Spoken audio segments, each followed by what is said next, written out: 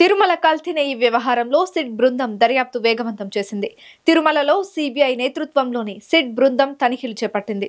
SIT chief Veeresh Prabhu, CBI Visakha range SP Murali శ్రీవారి ఆలయంలోని లడ్డూ పోటులో పలు కీలక ఆధారాలు సేకరించినట్లు సమాచారం. త్వరలో విచారణ పూర్తి చేసి అత్యున్నత న్యాయస్థానానికి నివేదిక సమర్పించనున్నారు. దీనిపై మరింత సమాచారాన్ని మా ప్రతినిధి నారాయణ రెడ్డి అందిస్తారు. తిరుమల శ్రీవారి లడ్డూ తయారీలో కల్తీ వినియోగంపై సుప్రీంకోర్టు ఆదేశాల మేరకు సిబిఐ నేతృత్వంలో ఏర్పాటైన సిట్ బృందం తన దర్యాప్తును వేగవంతంగా చేస్తుంది. గత 2 రోజులుగా తిరుపతిలోనే ఒక సిట్ బృందం ఉంటూ పూర్తి వివరాలను కూడా సేకరిస్తుంది. దీనికి సంబంధించి ఇప్పటికే తిరుమల శ్రీవారి ఆలయంలో ఒక సిట్ బృందం తనిఖీలు నిర్వహించారు.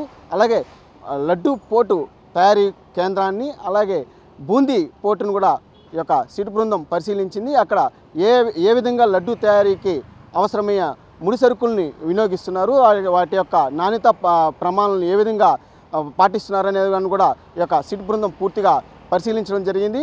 అలాగే ఈ యొక్క సిట్ బృందానికి సంబంధించి 34 మంది అధికారులు, సిబ్బంది కూడా తిరుపతిలో వారికి కేటాయించిన భూదేవి కాంప్లెక్స్లో ఏర్పాటైన కార్యాలయంలో కూడా ఒక సమావేశాన్ని కూడా నిర్వహించారు. ఈ సమావేశంలో కూడా ఇప్పటి వరకు చేసిన దర్యాప్తు, వాటి యొక్క పురోగతిని కూడా వారు చర్చించడం కూడా జరిగింది.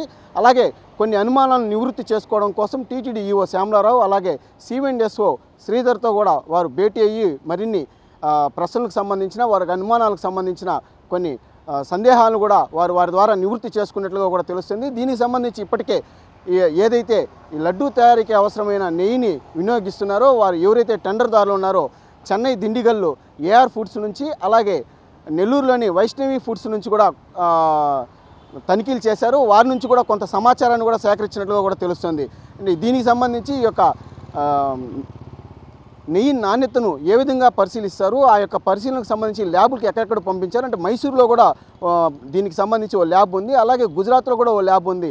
అంటే గుజరాత్లో పరీక్షలు నిర్వహించడానికి గల కారణాలు ఏంటి, దానిపైన కూడా పూర్తిగా ఈ యొక్క సిట్ బృందం దర్యాప్తు చేస్తుంది. అంటే ఈ యొక్క ఏదైతే తిరుమల శ్రీవారి లడ్డూ తయారీలో కల్తీ నెయ్యిని వినియోగించారన్న అభియోగం పైన ఈ యొక్క సిట్ బృందం వేగవంతంగా తన దర్యాప్తును చేపడుతోంది. అంటే ఇప్పటికే ఈ యొక్క శ్రీదేవి కాంప్లెక్స్ వద్ద వారికి కేటాయించిన కార్యాలయం వద్దకు కూడా ఇతరులు ఎవరు రాకుండా ఉండే విధంగా కూడా వారికి ఒక అవుట్ పోస్ట్ను కూడా ఏర్పాటు చేయాలని కూడా టీటీడీని కోరినట్లుగా కూడా తెలుస్తుంది. దీనికి సంబంధించి కూడా ఆ ఏర్పాట్లు కూడా టీటీడీ చేస్తామని కూడా చెప్పినట్లు కూడా తెలుస్తుంది. అంటే పూర్తిగా ఈ కల్తీ వ్యవహారానికి సంబంధించిన నిజాలను నిగ్గు తేల్చడం కోసం దర్యాప్తు చేపట్టిన ఈ సిట్ బృందం మరి కొద్ది రోజుల్లో కూడా ఈ యొక్క పూర్తి నివేదికను కూడా సుప్రీంకోర్టుకు అందజేసేదానికి కూడా చర్యలు చేపడుతోంది. అంటే భక్తులు అత్యంత పవిత్రంగా భావించే శ్రీవారి లడ్డూల్లో ఇలాంటివి జరిగాయని చెప్పి రావడం కూడా అంటే ఈ భక్తుల మనోభావాలకు సంబంధించిన అంశం కావడంతో ఈ యొక్క సిట్ బృందం కూడా క్షుణ్ణంగా ఈ యొక్క పరిశీలన చేస్తోంది. దీనికి సంబంధించి అంటే గతంలో ఎవరెవరికి ఈ టెండర్లను టీటీడీ అప్పచెప్పింది, ఆ టెండర్లకు సంబంధించిన వారి యొక్క ఒప్పంద పత్రాలను కూడా ఈ యొక్క సిట్ బృందం కూడా పరిశీలించినప్పుడు కూడా తెలుస్తుంది. పూర్తి వివరాలను సేకరించి సుప్రీంకోర్టుకు ఈ యొక్క నివేదికను కూడా సమర్పించడానికి సిట్ బృందం అన్ని రకాల చర్యలు చేపడుతోంది. కెమెరామెన్ సురేష్తో నారాయణ, మెగా 9 టీవీ, తిరుపతి జిల్లా.